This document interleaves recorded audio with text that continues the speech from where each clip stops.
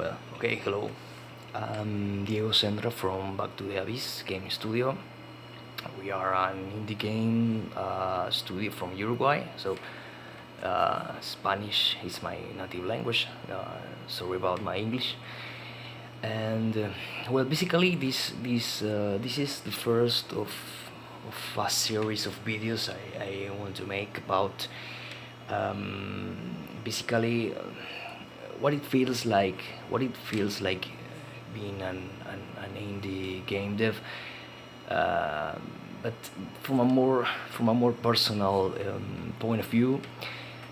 All the struggles, all the difficulties, all the problems, all the stuff that you're surely used to. So I made like a small bullet point list, so to just be organized. So basically, we are just two guys. I'm the programmer and game designer, and there's you have Maurice Samuel, which doesn't lives here in Uruguay, in my country. So we basically work through Skype. So as you see, I'm not using flat monitors. It's more comfortable to my eyes using a CRT. I have two computers here in this area of the room, and I will show you. I have another three computers here that are basically used for something else, which is my contractor job, because I do some other software development for a living. So who am I? Basically, we are developing the game Spheres of Evil, which some of you know from previous posts and stuff. But the idea of this video is not promoting the game or anything else, but more talking like from me to you in terms of how it feels like. As I said, all the struggles. We are just 1 month before release on Steam, and then possibly Switch or Google Play. I don't know yet. Basically, I'm coding since the 90s. I'm 41 years old. I'm been developing software non-stop for maybe 25 years.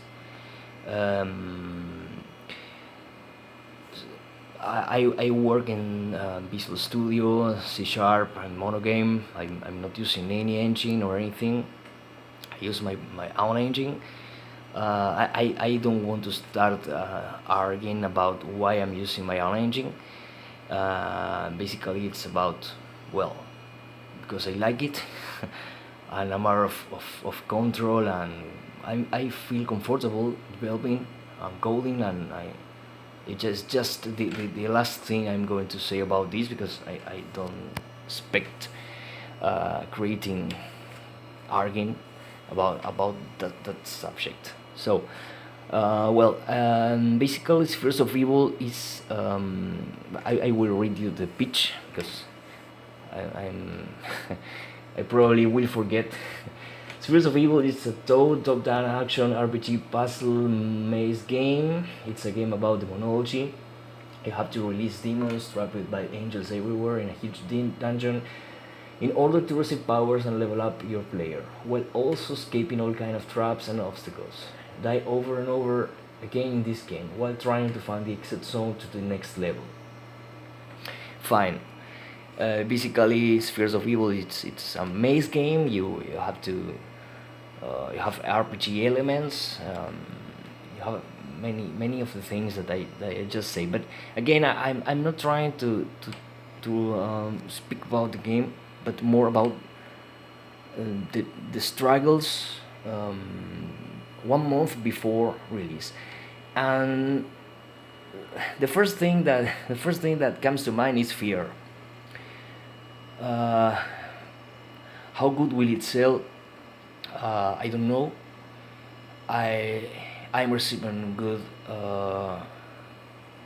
reviews from blogs, from gaming sites, good feedback from people, but I just don't know how much good it will sell. So this is the first thing that comes to mind, which is, well, you invest like 2 years of your life developing a game, and you just don't even know if you're going to make $500. So uh, do you make this for the money? No, you don't make games for the money. But when you have 40 years old like me, and you have a family and you have kids, you have to worry about money a little compared to when you are 20. So first thing that comes to mind is trying to minimize the situation where you're not going to make money, or try to minimize the possibility of not getting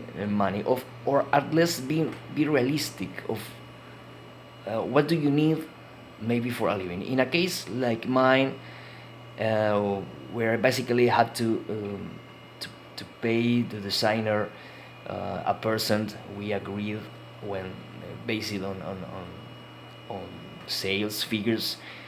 Well, I don't need much, but Uruguay is an expensive country to live. So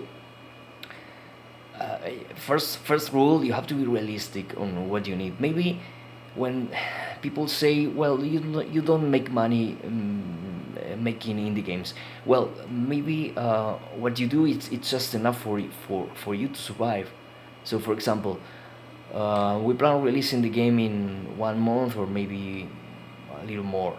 Okay, with just I could tell you realistically that making something like $1,000 a month, maybe a little more, maybe 1,500.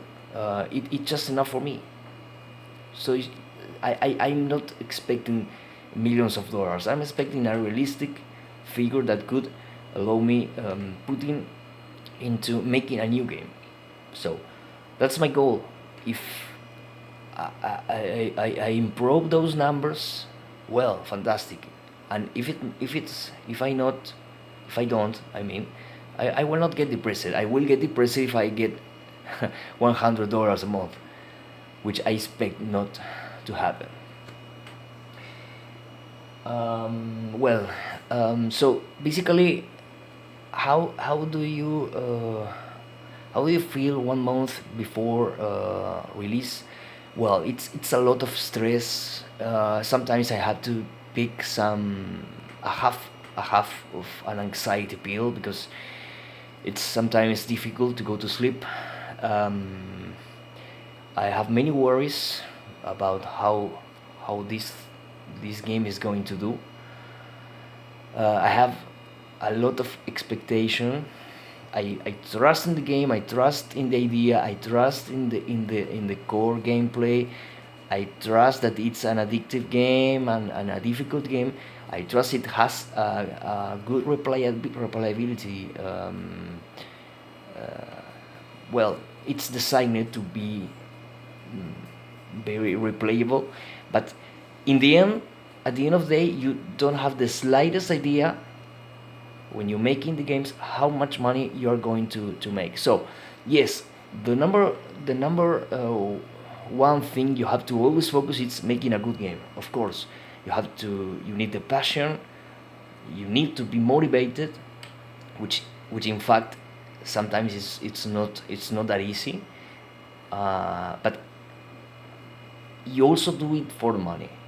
There's some part of you that wants to make money, because not because of ambition, but because of being able to make a second game. So the main goal is just making money to create another game, and then make money to make a third game. And well, eventually you can say, well, I will not do anything for 1 year, but I doubt in my case I can stand 1 year without doing anything. So basically, as I said before, all you fear at this stage is fear. A lot of fear of how things are going to be, and well, the fear that the game you're doing is going to be like it because it's a part of you, and it's nobody wants to be rejected, in life, in everything you do. So, as said before, one of the things you have to do is minimize the possibility that you get rejected, you get not liked, and you don't get money. So one of the things you have to get is feedback. um, I'm grateful enough that I received some feedback through these last maybe 2 months or 3 months.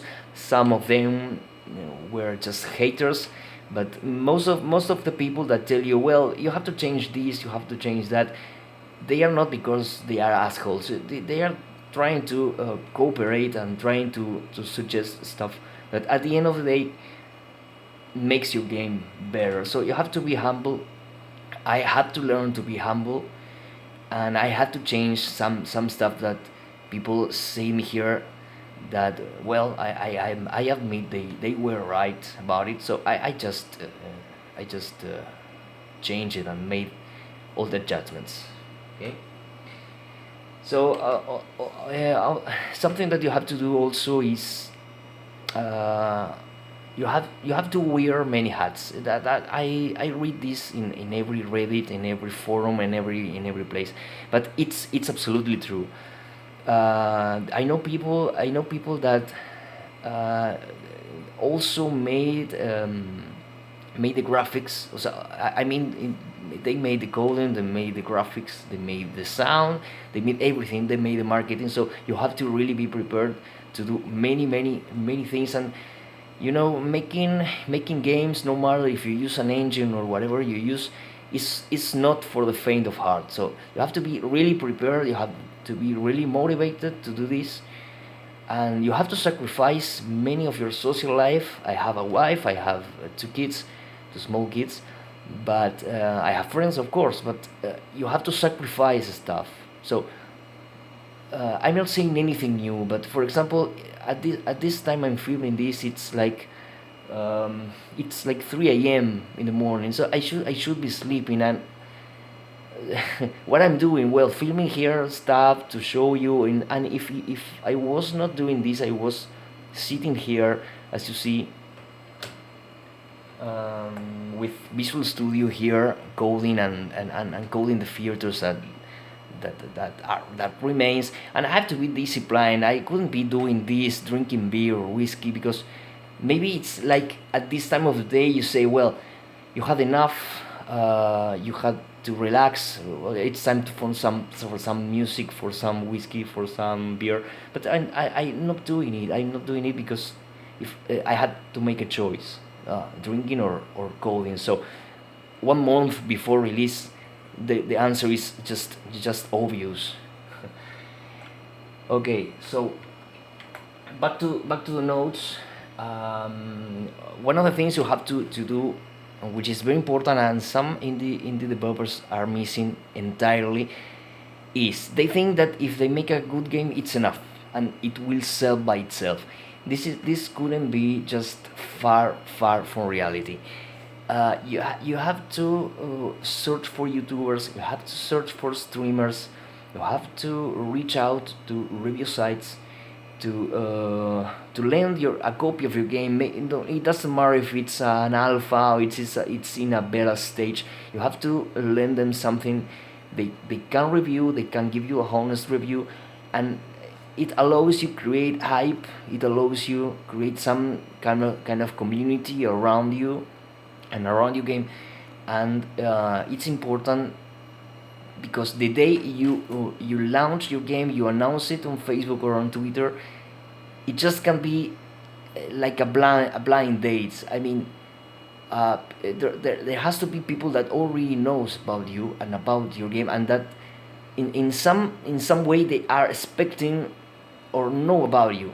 So it's very important to reach out to streamers and YouTubers. So that's something that anyway I will speak about this in another video, which, well, marketing and strategic stuff you can do to help uh, with your game. But I prefer doing that when I have a success story to tell, not because, or otherwise I will be like faking it or lying. So I have the same fear you have, that the game nobody is going to the game you're doing nobody's going to play. So all I can speak about here is about fears and I have that I have and that you have. And we have to also be realistic about Steam saturation, about Google Play saturation, and that you can upload your game today and uh, fade away completely into oblivion in 3 days, because nobody will just be able to see your game in the news section. So you have to be prepared for that, and you have to create a marketing strategy. No matter how much you hate it, I hate it. I couldn't hate it more. All I want to do is do the coding, programming, do the game design and the level design, and have another guy that I could hire doing it. But I don't have money to do so. I have to do it myself, and I have to wear that annoying and nasty hat.